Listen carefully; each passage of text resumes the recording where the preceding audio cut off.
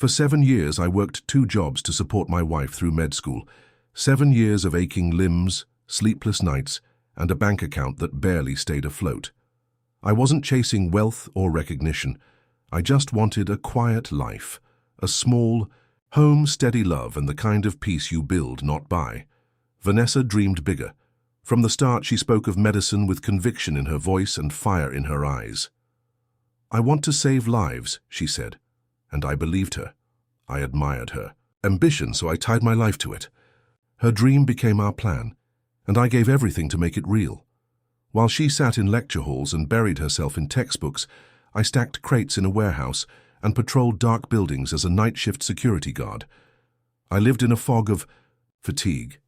We rented a rundown apartment with paper-thin walls and a kitchen window that opened to a back alley full of trash bins. Still, I called it home. Because she was there. She used to reach for my hand as I dragged myself through the door and whisper, "I'm sorry you're so tired." I'd smile and say, "I'll rest when you're a doctor." That was the promise. My best friend Daniel didn't buy it. "Just be careful," he warned. "Not every woman remembers who struggled with them. People change when they get what they want." I brushed it off. "She's not like that. She loves me." I needed to believe that. But in her final year, the signs began showing. She grew distant, cold. Conversations that used to feel easy became brief, hollow. She stopped asking about my day, stopped waiting for me at night. Her excuses grew. More study groups, less time for us. I chalked it up to pressure, until the little things faded too, like saying "I love you." I tested it, whispered it when I left for work, brought her favorite takeout, waited for the words. They never came, just polite nods, forced smiles. I told myself she was tired, but the truth whispered louder every day and I kept ignoring it, because admitting it meant accepting what Daniel warned me about all along. I funded everything. Her classes, books, supplies, skipped meals so she could eat, wore shoes until they split. Every dollar I made went to her, and she'd say, "Once I'm a doctor, everything will change." I believed her. I had to. Then everything shifted with a single phone call. I had just finished a shift, sore and half asleep, when an unknown number lit up my screen. "Mr. Carter," the voice said. "This is James Holloway. I'm calling about Margaret Carter's estate. My aunt. Eccentric, wealthy, and distant. I hadn't spoken to her in years. She passed last week. Left something for you. Can you come in?" His office was polished, expensive. I sat across from him as he slid an envelope toward me. "Your inheritance." Inside, legal documents and a number that didn't seem real. $10 million. I stared at it. "This can't be right." "It's all yours," he said. "She named you directly." And just like that, I was free. No more double shifts, no more scraping by. My future, reborn. But the first thought that hit me wasn't joy. It was Vanessa. I didn't tell her. Not yet. Not because I was hiding, but because for the first time, I could finally see things clearly. For 7 years I gave her everything, my time, my health, my heart. I never asked for anything in return. Now, with everything in my name, I wanted to know, was it ever about love or just about what I could give her? I waited. Not because I had to, but because I wanted to see something. Would Vanessa still see me as the man who stood by her for 7 years? Or was I just a stepping stone? That question echoed louder the more I thought about what I planned. I had finally made it. Years of struggle had paid off, and now I had the means to give her something. Big, not flowers, not a car. I bought her a hospital, a private top-tier facility, modern, respected, fully equipped, a place where she could lead, thrive, and finally live the dream she'd sacrificed everything for. I put it in her name. It was more than a gift. It was my declaration. We made it. Together. I imagined the look on her face when I told her, the disbelief, the joy, her arms wrapping around me, the future we'd build. For the first time in years, I felt hope. Graduation night was perfect. A clean, cinematic ending to one chapter, the beginning of the next. I spared no expense. Reserved. The best restaurant in the city. Candlelight, wine. She looked different, polished, distant, like she'd already stepped into another life. I ignored the signs. We sat across from each other, her eyes cold behind her smile. I took her hand. "I'm proud of you," I said. She smiled again, still distant. I reached for the moment, about to tell her about the hospital, the inheritance, everything. She set down her glass, folded her hands. "I can't be with someone like you anymore." My heart didn't drop, it shattered, quietly, invisibly. I blinked. "What?" She sighed, like she'd rehearsed this. "I've worked too hard to stay stuck. I need someone who fits where I'm going." I stared, waiting for the punchline. But there was no laughter, just cold finality. "Vanessa, are you serious? I appreciate what you've done for me, I do. But I want more. More. More than 7 years of sacrifice. More than the man who gave up everything so she could make it." I reached into my pocket and touched the velvet box I had brought. The ring, the future, the hospital, all of it died in my hands. I didn't beg, didn't plead, just stood, quiet, detached. I walked away. No drama, no words, just silence. That night, I sat in our apartment, staring at the walls that once held our life together, waiting for the door to open, for her to take it all back, but she didn't. The only mistake that night was mine. I gave her everything. She left like it meant nothing, and the worst part? I'd seen it coming, ignored the signs, ignored Daniel's warnings, thought love could outlast ambition. The next morning my phone buzzed, "Coming for my things later. Let's be adults." As if she hadn't just bulldozed 7 years. As if I was a logistical inconvenience, I deleted the message. Didn't respond. Let her move on. But she didn't know the full picture. The hospital wasn't in her name, not anymore. The paperwork had never fully transferred.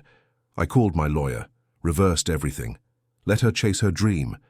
But she'd soon realize the bridge she burned was the only one leading there. I didn't hear from her, didn't need to. While she applied for jobs, I built an empire. Doctors lined up. Investors called. Articles ran about the mystery man behind the new state-of-the-art medical facility, and Vanessa, still unemployed. 2 weeks after she walked out, her friend Claire unknowingly sealed her fate. "Hey, check this out. New hospital. In town. Huge salaries. You should apply." Vanessa clicked the link, scanned the details. Her heart jumped. This was it, her second chance. But then her eyes landed on the hospital's name. And her breath caught. It was mine. The place that was supposed to be her reward, her legacy, now a monument to everything she threw away.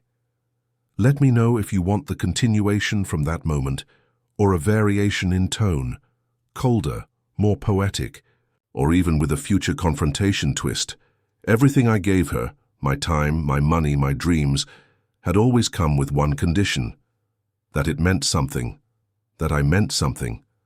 So I waited. I watched. I needed to know if Vanessa still saw me as the man who stood beside her for 7 long years, or if I had just been a stepping stone. The more I sat with it, the more I felt compelled to do something extraordinary for her, for us. For years I had imagined the day I could finally lift some of the weight off her shoulders, and now I had the means. She had poured everything into becoming a doctor, and I wanted to give her the world she had worked so hard for. So I made a bold move. I bought a hospital, not just any facility, a state-of-the-art private hospital with cutting-edge equipment, modern infrastructure, and a reputation for excellence. A place where she could thrive. I put it in her name. It was meant to be the ultimate gift, a symbol of everything we had built together, proof that I believed in her, in us. I imagined the joy on her face when I told her, the way she'd throw her arms around me and whisper that she loved me, that this meant everything. I pictured us stepping into the future we'd fought so hard for, and for the first time in a long time, I felt something rare. Hope. I signed the papers. I poured millions into making the hospital fully operational, Staffed, equipped, thriving. Everything was in place. All that remained was to tell her. Graduation night was perfect, the pinnacle of her journey, the moment she had sacrificed everything for. It felt right to reveal the gift then, to show her that the next chapter was ready and waiting. I watched from the crowd as she crossed the stage in her white coat, head held high, degree in hand. My heart swelled with pride. We had done it. Through all the nights of ramen dinners, unpaid bills and silent sacrifices, we made it. For a second, her eyes found mine. She smiled, but it didn't feel like the smile I used to know. Something was off, colder, distant. Still, I brushed it aside. Tonight would be beautiful. I spared no expense. An upscale restaurant, candlelight, fine wine. She looked stunning, dressed in something elegant and unfamiliar. The girl who used to study in oversized sweatshirts was gone, and I could feel it, but I ignored the tension. This was her night. I took her hand across the table. "I'm so proud of you," I said. She smiled, but the warmth never reached her eyes. I was just about to speak about the hospital, the future, when she gently set down her wineglass, folded her hands, and said something that shattered me completely. "I can't be with someone like you anymore." I froze. My mind refused to accept the words. I asked her to explain, barely able to speak. She sighed as if relieved to finally say it. "I've worked too hard to be stuck in this kind of life. I need someone who fits where I'm going. Like a slap, cold, calculated, final, 7 years, erased in a sentence. I thought about every sacrifice, every missed meal, every sleepless night spent working so she could study. I thought about the ring in my pocket and the hospital in her name. I asked her, 'So what am I to you? A placeholder? A stepping stone?' She said nothing. That silence said everything. Without another word, I stood up. No begging, no anger, no scene. I simply walked away, because I wouldn't give her the satisfaction. I had seen enough. That night I sat alone in the apartment that had once felt like home, staring at walls that now only echoed silence. I waited, half hoping the door would open, that she'd return, say it was all a mistake. But the door never opened. The only mistake was mine for believing that love would be enough. That loyalty and sacrifice could anchor someone who never intended to stay. The next morning my phone buzzed. Vanessa. "Coming for my things later. Let's be adults about this," as if she hadn't just broken me in the most calculated way possible. As if I was just some task to check off before moving on. I didn't respond. I deleted the message. She wanted to move on. Fine. Let her. But she would learn, too late, that the bridge she burned was the only one leading to the future she thought she deserved. I sat in the dark for hours, thinking about every sacrifice I had made. And that's when I realized something. Sacrifice doesn't just take, it transforms. It had turned me into a man willing to endure anything for love. But now, it had turned me into a man who was done being used. I picked up my phone, dialed my lawyer, the hospital. It was never going to be hers. Not anymore. I finalized the paperwork. The hospital remained in my name. I met with advisors. I started building the medical empire she thought she'd inherit by default. And I waited. It didn't take long. Word spread fast. My hospital, once meant to be her future, was becoming a juggernaut. Doctors, investors, media, they all came. Calling Vanessa? She hit walls, rejections, no callbacks, no offers. Turns out a degree alone doesn't open every door. Connections matter. Reputation matters. And now she had neither. Then it happened.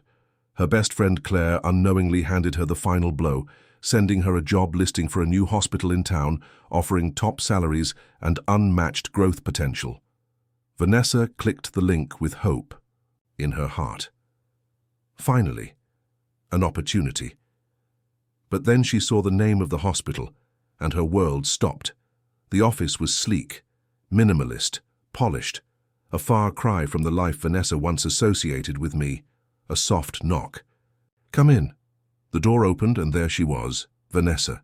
She looked different. The effortless confidence she used to wear like perfume was gone.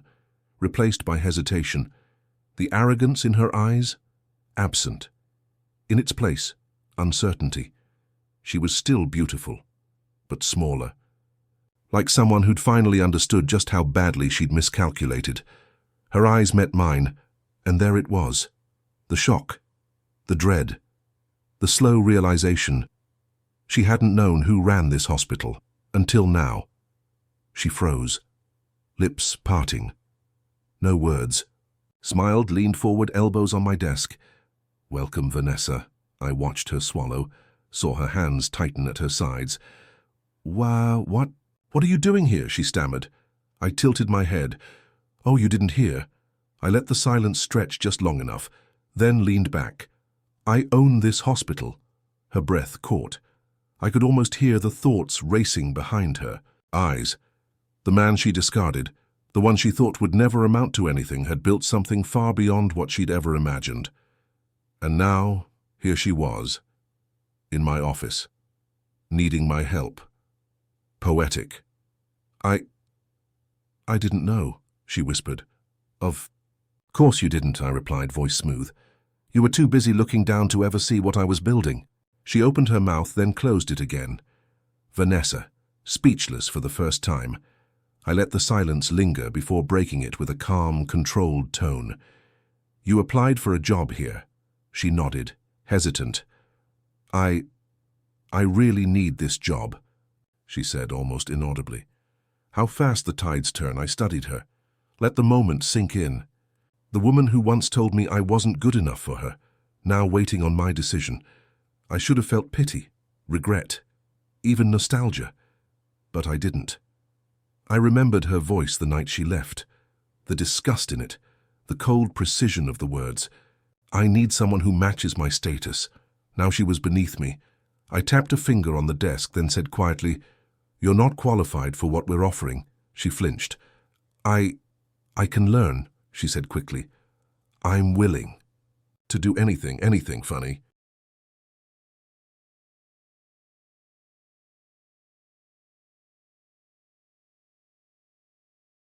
"7 years of sacrifice, of pouring everything into us.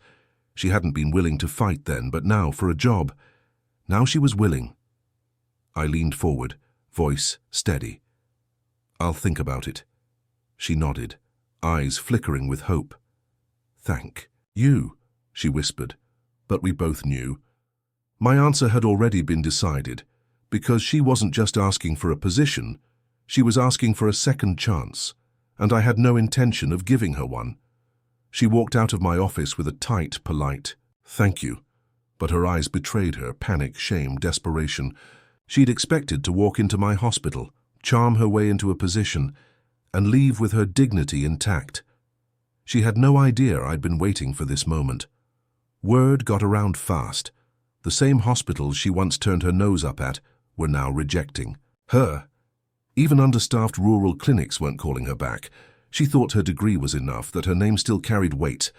But reality doesn't care about pride or past glories. She was just another desperate, unemployed resume in a sea of thousands. Then Daniel called. "I heard something today," he said, barely suppressing a laugh. "Had to call you?" "Vanessa?" I asked, already knowing. He grinned. "She's miserable. Old friends are ghosting her. She's been bad-mouthing you. Says you're being petty for not hiring her." I smirked. "She really thinks that? She thought you'd still be the guy who would do anything for her. But that guy died the night she walked away." She came, back weeks later. Not to the office. Outside the hospital this time, waiting near the entrance. I saw her before she saw me. Gone was the confident, self-assured woman I once knew. What stood there now was someone hollowed out by regret. She stepped forward, eyes pleading. "I just wanted to talk." I said nothing. "About us?" "There is no us, Vanessa." She flinched. "I made a mistake," she said softly. I waited. I shouldn't have left. I was wrong. Still, I said nothing. "I still love you," she whispered. I almost laughed. "Oh, you love me." I tilted my head. "Or do you love what I've become?" Her face twisted like the words had hit her. She wasn't used to this, being powerless, having to beg. She thought I was still the fool who would fall for her tears. "I wish you the best," I said coldly. "But we're done." And I walked past her, leaving her in the same silence she once left me in. She had built her world on admiration, validation, ego. When it all fell apart, her circle evaporated, the same friends who cheered her on when she left me. Gone, cold, dismissive. Turns out success built on image doesn't survive when the mask slips, and she wasn't built for struggle. No safety net, no backup plan, just bills, regrets, and fading pride. Meanwhile, I was thriving. The hospital was expanding. Investors were knocking. The media called me a self-made visionary. And for the first time I was free. Free from proving myself. Free from the lie that I had to be enough for her. Then she showed up again. At my home. I opened the door and saw her. Disheveled, quiet. Stripped of everything she once flaunted. "We need to talk," she said. I leaned against the doorframe, arms folded. "Say what you need to say." She hesitated. Then, almost whispering, "I regret everything." I felt nothing. I didn't see it. I didn't realize how much you loved me. I thought I wanted more, but I already had it. I just didn't know. Still, I said nothing. "I still love you," she said again. I tilted my head.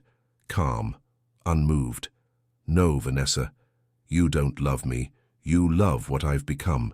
Her tears finally fell and I stepped forward, eyes locked with hers. "You made your choice," I let that hang in the air then. "Now it's my turn to walk away." She stood there, stunned, lips trembling, wanting to protest, but there was nothing left. To say, for the first time in her life, Vanessa wasn't in control. And this time, it was me leaving her in silence. I watched her squirm under my gaze, but the face before me wasn't the one I used to know. It was crumpled, broken, a stark contrast to the confident, ambitious woman I'd seen before. This was something new, but this was where we differed. When I was broken, I rebuilt myself. When she broke, she ran to someone else, but that person wasn't me anymore. I had been her safety net long enough. Now it was her turn to fall. "You wanted someone who matched your status," I reminded her. "Now here you are, jobless, struggling, desperate for help." Her breath caught as I stepped in closer, forcing her to look up at me. "You didn't leave me because I wasn't enough, Vanessa," I said, my voice cold and steady. "You left because you thought you could do better." Her lips quivered. "Only you thought I was disposable," I added, letting my words settle between us. "And now you're here, standing at my door, begging to be let back in." A single tear slipped down her cheek, but for the first time, she had no response. The truth was too much to deny. "I deserve this, don't I?" she whispered, barely audible. Didn't answer. She looked around, finally realizing how far she'd fallen. "I thought leaving you was the beginning of something better," she murmured. "I thought I was making the right choice." But her choices had already spoken for her. She had abandoned me when I had nothing, mocked the sacrifices I made, broken me. And now she was the one who had to face the consequences. She wiped her face, her breath shaky. "I'll go now." I didn't stop her. I watched her turn, shoulders slumped, walking into the night. This was it. No more chances. No more words. No more bridges left to cross. For 7 years I gave everything for her. And now for the first time I was free. The night she left for good, I felt nothing. No anger, no regret, just freedom. In the weeks that followed, everything changed. The hospital thrived. Investors, doctors, everyone wanted in on what I was. Building. I expanded my network, met people who valued me for who I was, not for what I could give them. I finally started living for myself, eating at restaurants I once thought were out of my reach, wearing clothes I couldn't afford. I woke up each day without exhaustion, without regret, and every morning I reminded myself I was never the problem. She was. I never heard from Vanessa directly, but the word spread. She was still jobless, still struggling, still searching for the life she thought she deserved. She'd downsized her lifestyle, faded from the circles she once thrived in. When people asked if I felt sorry for her, I always replied, no. She had made her choice. She had walked away, and now she had to live with it. I didn't rush into love. I focused on myself, my goals, my happiness. But life has a way of bringing the right people into your life at the right time. And then I met her. Someone who saw me before the success, before the empire. She didn't care about my money or my power. She cared about me. When I looked at her, I realized what love was supposed to feel like. Not based on status or condition, just real. 1. Evening, as I sat in my office, I thought of Vanessa. Not with anger or resentment, but with clarity. She had been a lesson, a reminder of what happens when people take love for granted, when they think they can replace something real with something better, only to find that better never existed. I gave her my heart and she discarded it. But in the end, I came out on top. I had everything she ever wanted without her. That was the best kind of revenge. I leaned back in my chair, exhaled, and let the past go. Vanessa was just a chapter, a name that no longer mattered. As I turned off the office light and stepped into the future, I knew I had finally moved on.